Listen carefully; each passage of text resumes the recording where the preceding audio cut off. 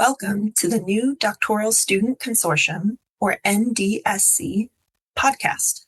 Today, I'm excited to welcome my two guests who are here to talk about one of the NDSC's top sponsors, the Management Education Division, or MED, or MED. With me today is MED's new doctoral and PhD student director, Dr. Paul Joseph Richard, a senior lecturer in human resource management in the Department of Management, Leadership and Marketing at Ulster University in Belfast, Northern Ireland. I'm also joined by the incoming chair of MED, Mairead Brady, an associate professor in business studies at Trinity Business School in Dublin, Ireland. So thanks for being here with me today. Can you each tell me briefly about yourselves, your current roles, and how long you've been involved with the Management Education Division? Okay, so I go first. So my name is Mairead Brady, and I'm the current chair-elect of the Management Education Division.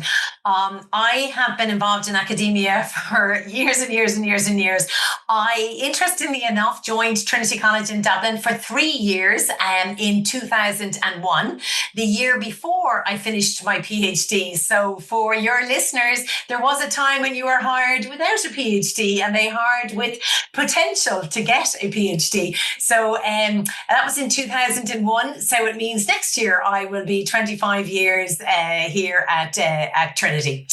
I joined MED reasonably late in my career because I was in my own discipline, and I noticed that I had a real interest in teaching and learning and in management education.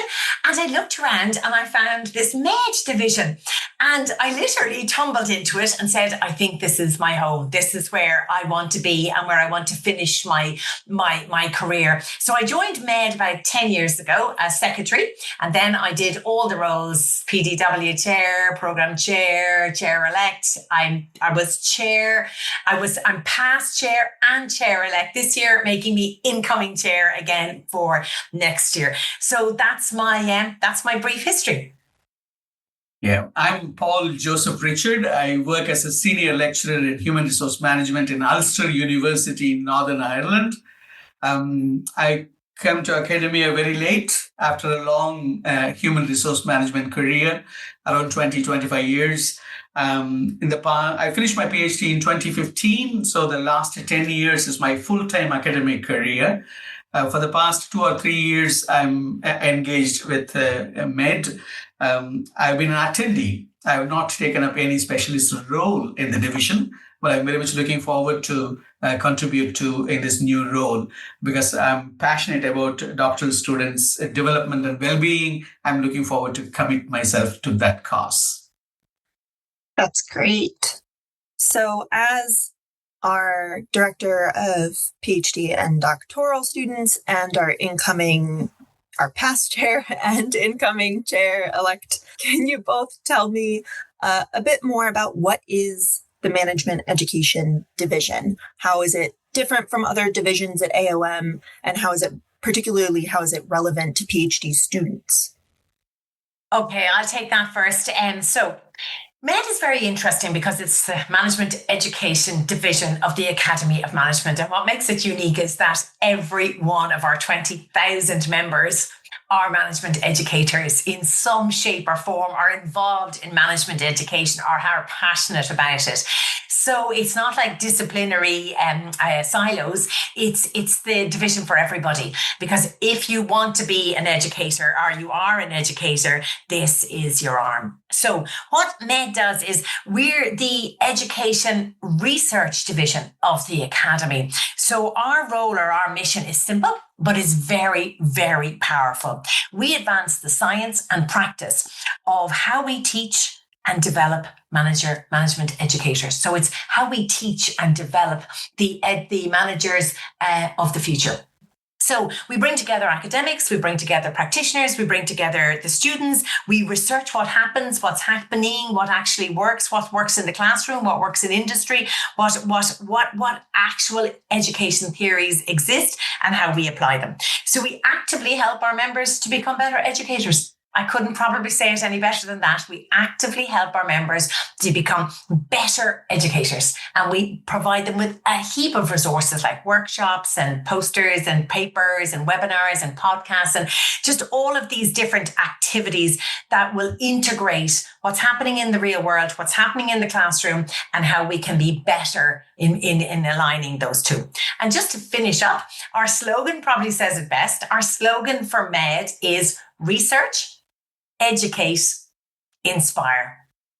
And I'm particularly happy with the word inspire, because we want to inspire people to be great researchers in management education, and we want to inspire them to be great educators. So that's us: research, education, inspire.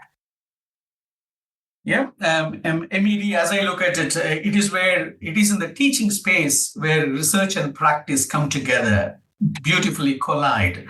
And then we want to encourage academics to engage in meaningful research so that we can be better teachers, so that we can become better inspirers, so that change can be initiated. So in that way, doctoral students find a home where a community of scholars who are passionate about teaching are assembled here in this MED.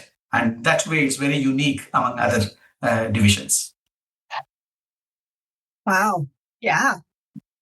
A division that crosses all disciplines. I like that.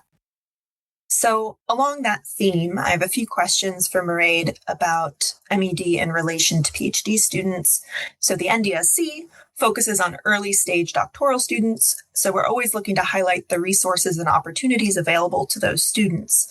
So what does MED do to support doctoral students, and why should PhD students get involved with this division earlier in their doctoral journey? Okay, I'll answer the one about earlier in their doctoral journey first, because the thing is that when you're a doctoral student, the earlier you get involved in really understanding how the domain works, the better. So the first thing about getting involved is getting involved by attending MED events and MED podcasts and MED conferences, conference papers and MED posters. You start, first of all, by building your teaching portfolio. If you become involved with MED, you get more and more expertise to how to be a better educator, how to be a better teacher. You also are investing in your own teaching excellence, and invest in that early. So I wouldn't say wait until you're 10 years in to say, oh, what about my teaching? I'd say, why don't we invest early in our teaching and have it in our toolkit from the very, very start? I was kind of fortunate in that I thought first and then did a PhD. But I think nowadays we do it the other way around. We do the PhD first, and then teaching is an added extra kind of thing. And what MED would like to do is to say, doctoral students, come to us for that support that you might not be able to find anywhere else, or how to increase your excellence. So you will get access to award-winning resources. So we'll have the top PDW, the top research paper, the top poster. So you're really kind of at the cutting edge of what teaching excellence is. So getting involved early, both as a researcher and an educator, this dual identity allows you to create the dual identity and to maintain that dual identity as you go along your career path. Now, why volunteer with MED? Volunteering with MED is really important, because what it says to employers and your current employer or your future employer is, I want leadership experience. I want to be at the cutting edge of these committees and divisions, because I want to provide my voice, but I also want to provide my energy to these type of organizations. So what you say to them is, I've gained valuable insider knowledge in how a division works.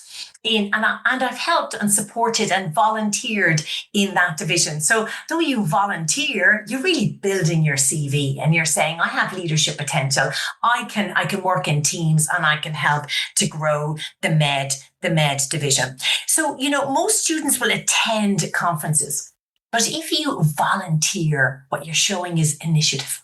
What you're showing is, I'm prepared to work with the groups. So we have so many volunteer opportunities. I think Paul will be able to tell you, because he's one of our new titles, is that we have doubled our volunteer network this year.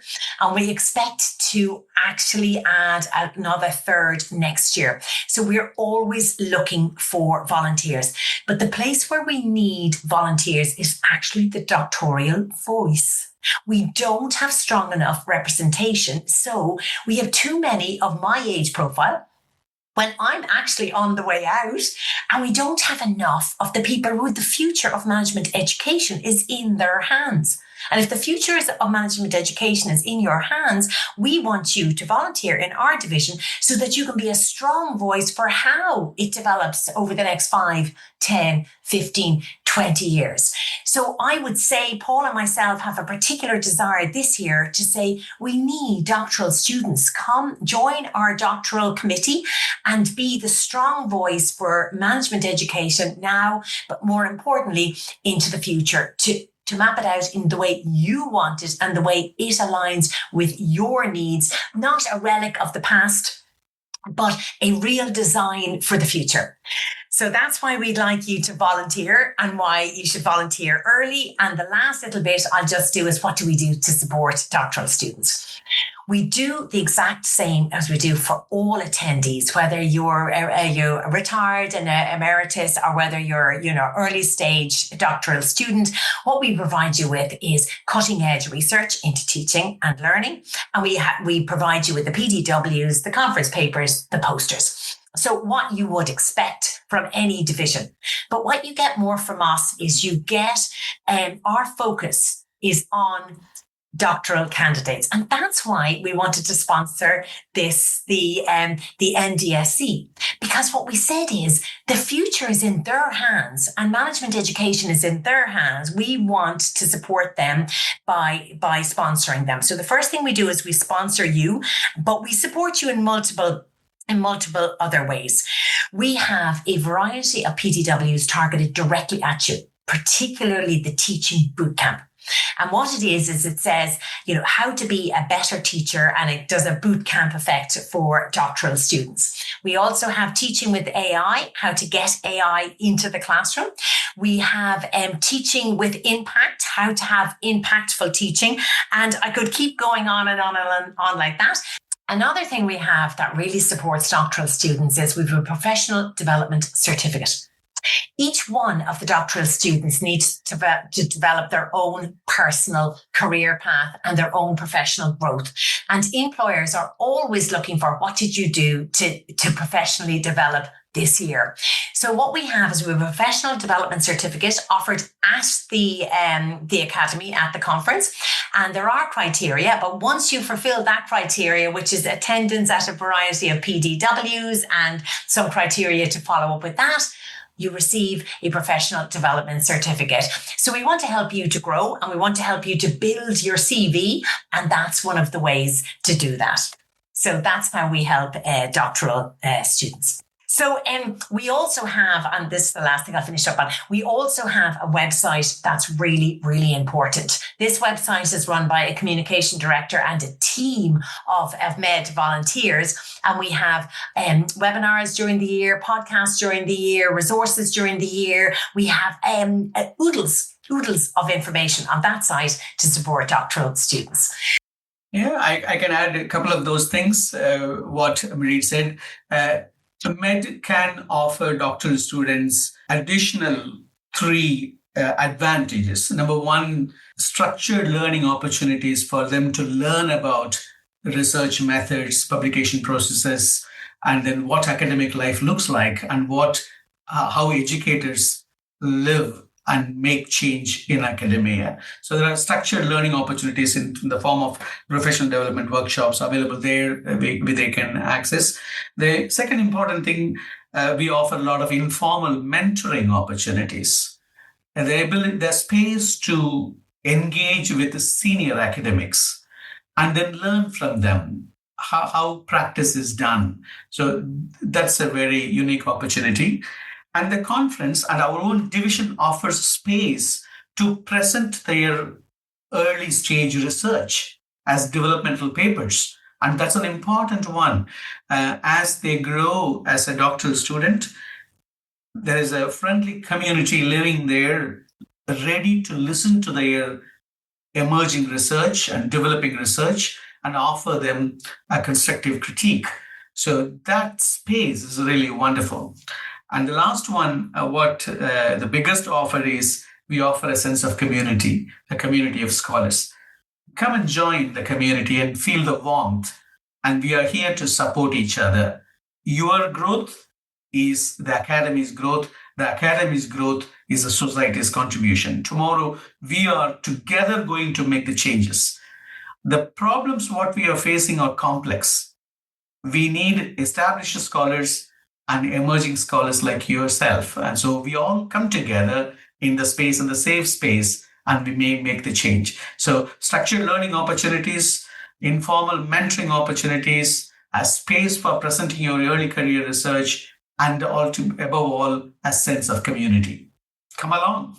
Sounds great. And man, you're answering some of my questions before I even ask them. I was wondering about the mentorship opportunities, so that's great to hear. We do have an award for best student paper. So this is at any stage of your doctoral journey, you can put in the paper. Now, if you win that award, it's high profile. But what I would like to say is we do not receive that many papers for this particular category. All it has to be is it's double author. So it has to be a student and only one other author, and that's usually their supervisor. And they just must be a student registered in a university anywhere but as a PhD student. And we'd like to encourage more doctoral students to enter for that student award by self-nominating their paper to be considered for the award of Best Student Paper for the Med Division of the Academy of Management. So students may not be aware of what kinds of education papers people write. So if they were thinking long-term of, I want to start a project that I could submit a paper to MED, what kind of topics, what are papers about that get submitted to your division? Any aspect of their own doctoral research they can submit. I hope that they will be working on a topic that is related to management education. So it could be a conceptual level. A literature review paper could very well be presented as a developmental paper. If they have started data collection, they can submit a methodology paper, a reflection on their method or how they go about doing a research. Or if they, in the later stage, they can submit the first draft of their findings as a developmental paper or as a full paper, a full empirical paper of their study based on their study. We would consider any paper that is aligned with the mission of the division, that is to educate and to research and to inspire the next generation of management educators. It would be very much aligned with their own research, a project that they are working with their supervisors, with an openness to get critique from the established authors at an early stage of research so that they can ensure that they are on the right path. Achieving this award could help them give that confidence and the belief in their work so that they can move forward confidently. Marie, do you want to add something? Yes, so it has to be within the domain of management education and of interest to that cohort. So it's the best paper from the student papers we receive that wins it. But we have another slight dimension to that. If you put in a paper for the Med Division and it gets rejected, and it doesn't matter if you're a student or you're 20 years as an academic, it gets rejected. But of interest to students, we have this little back door into the conference, which says that if you get rejected, you put in for the right stuff, that's WRITE, the right stuff PDW, and that takes rejected papers. And we say you've now been accepted to the conference because you're coming to the right stuff. And what you do is you get two academics will work with you on that paper at the conference. So I do this, and next year Paul will do this. I do this. I have the two papers that were rejected, and I can see exactly why they were rejected. And I'm going to talk to the students at the conference. We have 2 hours We've an hour to chat with 30 minutes with one student, 30 minutes with the other. And it's the best fun. The event itself is great fun. It's buzzing. The room is hopping. People are getting to know each other. People are getting to know senior academics, are working with junior academics. It is, and PhD students and doctoral candidates. And it's just such great fun. So we have that other little back door. And I think that'll probably go into what does Med offer PhD students, but we offered that. I don't know if backdoor is the right way to say it, but if you want to come to the conference and you haven't been accepted, this is a way to get accepted. Alternate path. And the other thing to say is, and I don't mind telling you this because again, we don't use them each year, but we have 20 scholarships. And what that scholarship will give them is $600. So we don't pay for anything. We just give you $600 so you decide what to pay for yourself. Because some people need it for travel, other people need it for the fee, et cetera, et cetera. So we give $600. We particularly want those scholarships to go to PhD students. And I've never hit the 20 asking for them. So I would like people to know that if they want to come to the conference and they are short of funding and funding is an issue, please write to us. We just need to get the email around February and we close off around mid-April before the early bird. So that's another thing we offer doctoral students who are having some level of hardship. Med would like to support them as best we can. I would like to add to that, since the podcast can be listened by any student from any geographical area, I would like to encourage more and more doctoral students coming from economically disadvantaged places. And we would like to increase the diversity of students from various walks of lives, various geographical areas, so that they can write to us and make the best use of the scholarship that is available so that they can make the best use of the opportunity to meet the world's best leaders at the Med Division. And the added advantage of getting the scholarship is that we use the scholarship students as our volunteers at the academy.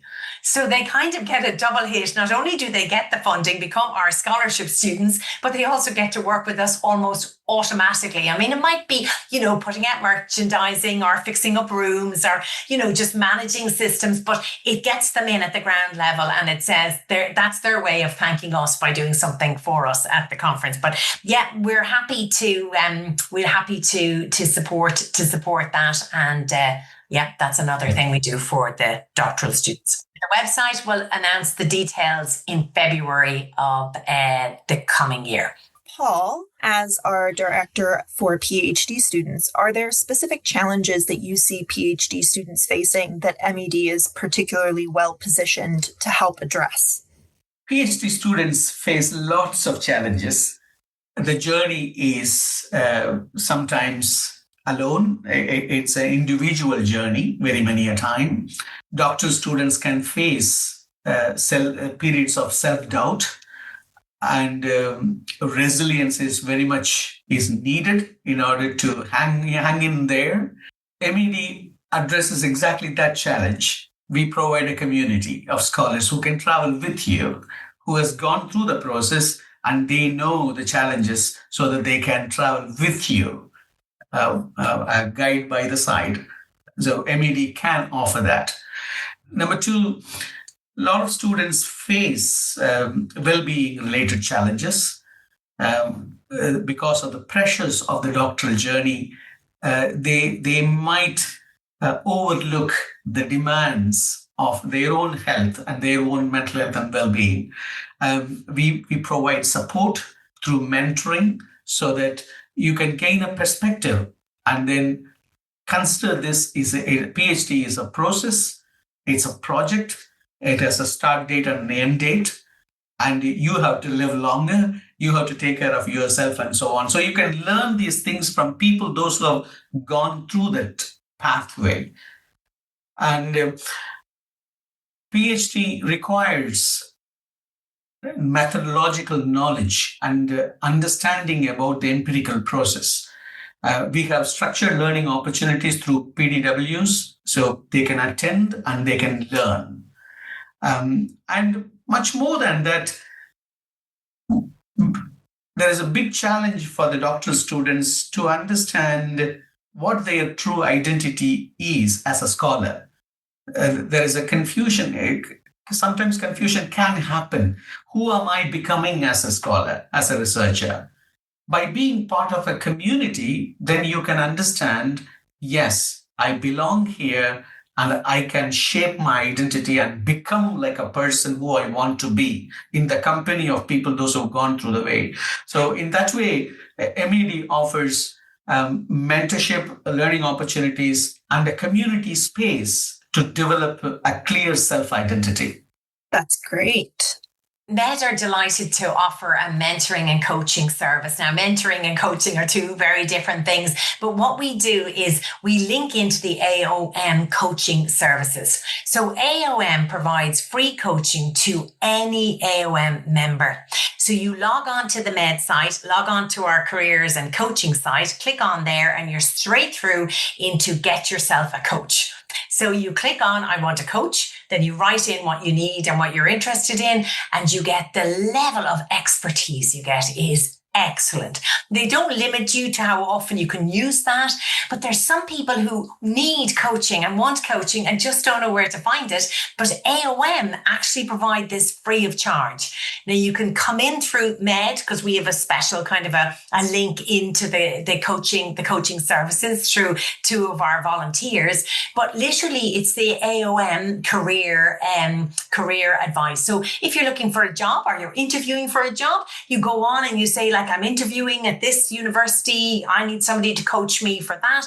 They'll find an aligned person and it'll be some leading expert or somebody who's been through that before. So the coaching you get is, the one thing I love about it, it's free. So it's free. It's relevant because it's AOM members helping AOM members. And it's a click away. So literally onto the Med site, click onto the coaching and straight through to the click. The button virtually says, find a coach. Click. So, One more benefit also, many doctoral students do not know clearly how to publish their papers, how to publish their PhDs, how to craft publishable papers from their doctoral work. We will have PDWs that focuses on crafting publishable papers from their research and how to bring out how to convert the conference paper into a publishable paper. So a lot of coaching and mentoring session could also include the ways of developing publishable papers for doctoral students. That can also help them too. So you had talked about the struggle PhD students can have in shaping their academic identities. So can you talk a bit about what role divisions like Med can play in helping them shape those identities? Yeah. Divisions like Med play a profound role in shaping doctoral students' identity. First of all, by acknowledging your work and giving space for you to share your work, Med provides an intellectual home for your work. So that means you can immediately feel that you belong to this community and your work is very much part of this community. And that's the first thing. And by coming into contact with several researchers, senior researchers, those who are committed to management education, there are a lot of opportunities that we can create. For example, in the informal conversations, you can refine your research questions. You can be shaping your literature review section. You can critique and change and understand your method that you're going to use in your study. You can understand the implications of your findings. And you can better write and communicate your work. In all these things, what happens is that you identify your voice, how your work is going to contribute to the advancement of theory, policy, and practice. And by finding your voice with the help of Med's space, Med provides a space for you. And with the conversations you have with your academic, by finding your voice, you develop a sense of identity among yourself. You reduce the doubt that you had about yourself, your work. You begin to believe in yourself. And that's how you grow as part of the community, that you are no longer alone just because of your topic and because of your geographical location. You are part of the community now where you can bounce off the ideas, and there is credit, there is some value in what the work you do, and you begin to develop a voice. And that's how Med provides a space, companionship, and community to provide and develop a good identity for yourself. That's great. So, what are Med's current priorities for doctoral students? I would like to identify 3 priorities for doctoral students. And number one, developing their skill sets as a researcher. For that, you can make use of the professional development workshops and the learning opportunities you provide. The second one would be developing a self-identity, which can be developed by engaging in the scholarly community. And I would like to say, considering the fact that only 50% of the doctoral students complete their program, so that means there's a very high attrition rate is there. So the third priority would be developing a kind of resilience among yourself. In another way, you protect your resilience, the natural resilience all of us have. Doctoral students need to protect it by building a community around them. And Med can provide the space for it. So the first one is the developing methodological knowledge. The second one is about developing a proper identity.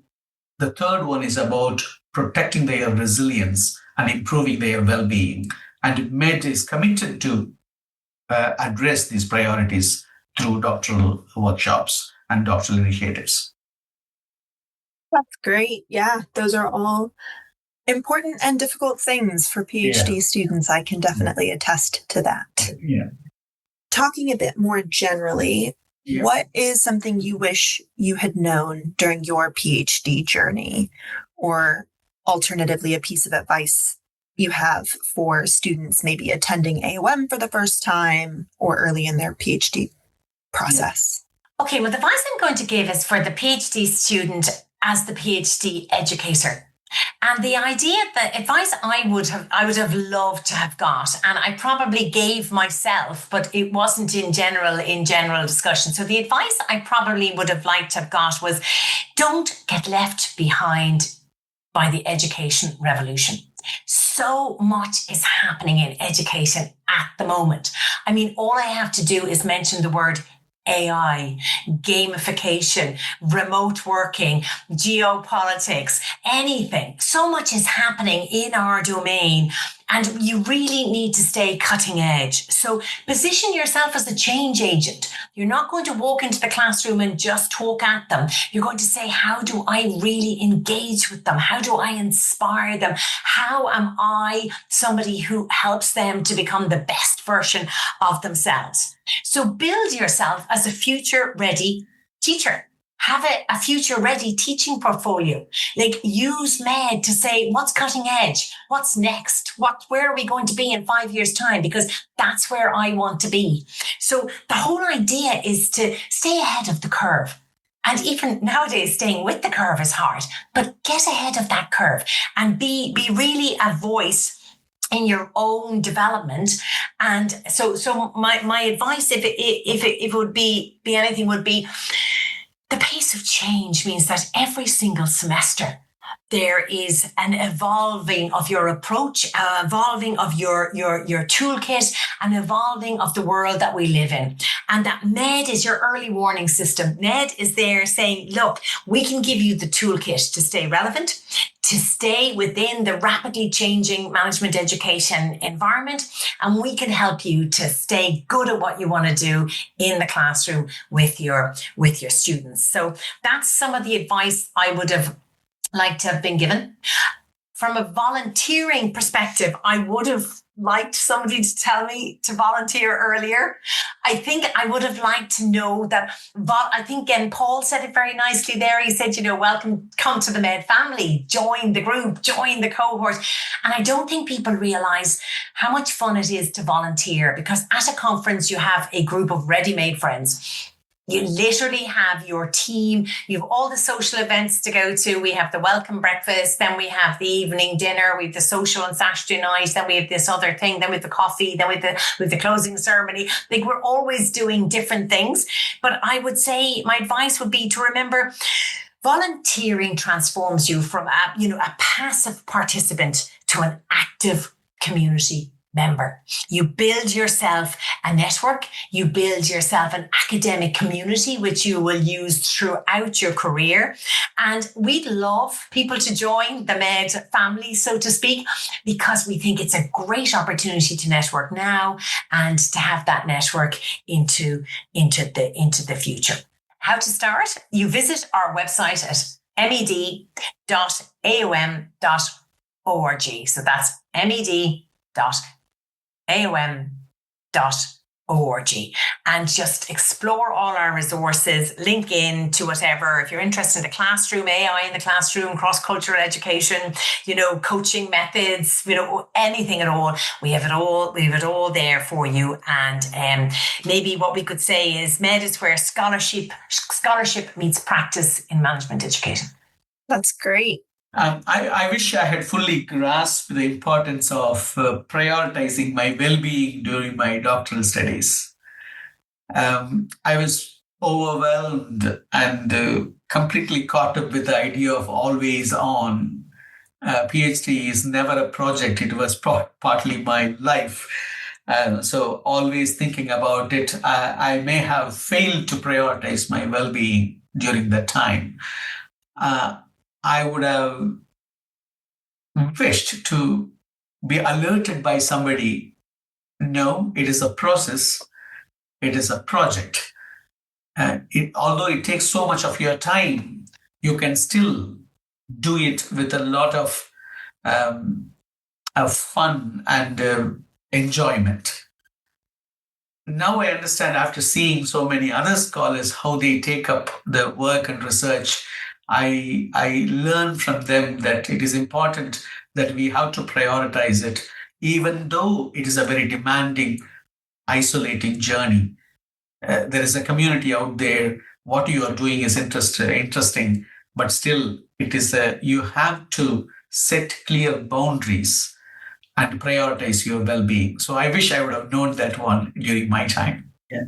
There are three things I would like to suggest for the first-time attendees at the AOM conference. Number one, engage in all the activities of the division and contribute to the discussion in the sessions, and then ask questions. Don't hesitate. Sometimes you lack confidence to voice. You may have some doubts, but you will not ask that one in the group. So I would highly encourage, scholars are all very supportive. Nobody is going to criticize. No question is a small question. Engage in the conversation. Whenever a question and answer is thrown away, if you have a question, don't worry about what others might think. Please ask and engage in the discussion. And when you engage, say out your name clearly. Identify yourself, where you come from, which university, what are you working on. That is important. If they meet you at the informal situations, they can recognize you immediately. So be proud of you, announcing yourself, your name, your work, where you come from. That's one. Number two, volunteer yourself. Ask them, meet the leadership team, and ask them, is there any way that I can contribute to the running of the sessions or running of the division? That's very important. And then participate in the social events.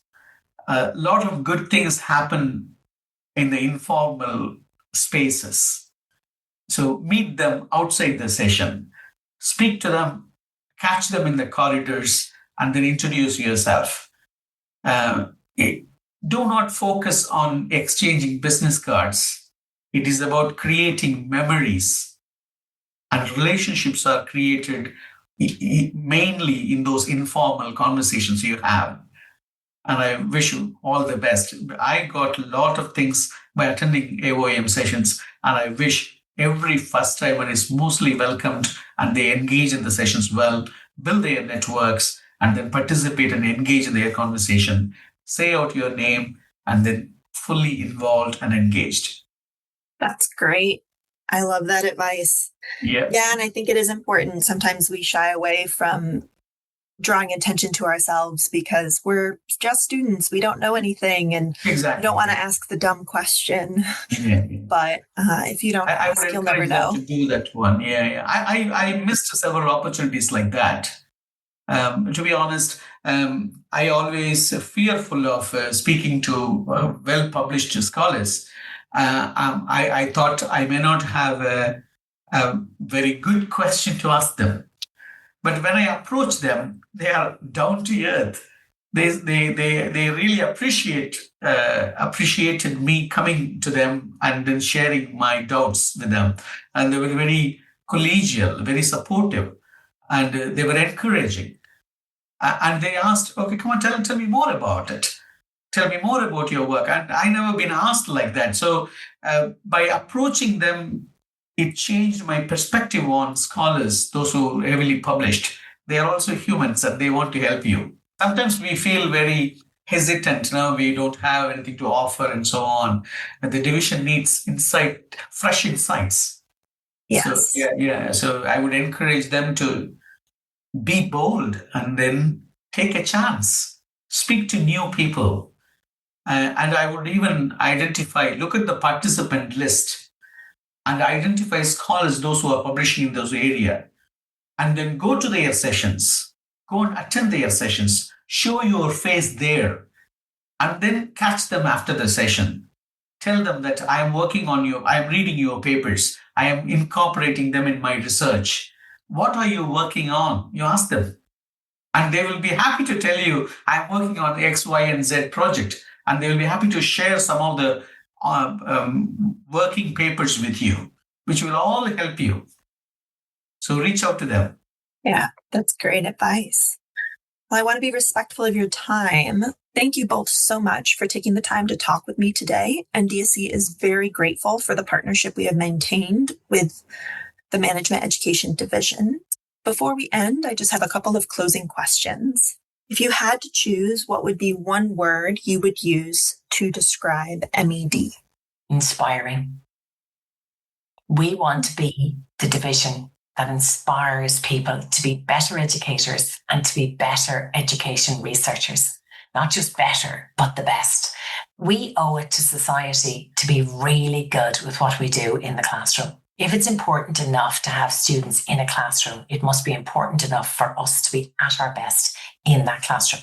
And the only way we can do that is by staying ahead of the curve, by being involved in our own development of our own abilities to be great educators. It is an actual honour to be allowed to stand in front of a classroom and to say, I will try and inspire you to be good and to be better and to be good at what you do when you get into the business world, and to be good management and to be good managers of the future. And that is an incredible responsibility. And with that responsibility comes the responsibility to actually work on our own development and to become great educators. So inspire is my one word and about 14 sentences of one word. I love it. Supportive. MED is very supportive. Come and join us to experience that supportive culture. One word, supportive. Love it. Oh, well, thank you so much for your time. This has been great. I've learned a lot. I'm excited to see how MED evolves as you've added all of these additional roles and volunteer opportunities. And just know that the new Doctoral Student Consortium is so grateful for the wonderful partnership we've had with MED these last few years. And we look forward to continuing that in the future. Well, thank you so much. I look forward to seeing what sessions Med has at AOM this year. I will definitely be checking out that schedule. Students interested in getting more involved with Med can check out their website as mentioned by Mairead. You can also look at the AOM schedule and filter by division to see what sessions Med is having this year at AOM. Also, feel free to check out our podcast episode archive to listen to the sponsor spotlight episode for the Management Education Division that we did last year. I had the pleasure of talking with Mairead in person at the Academy of Management conference, and that episode is available for listening.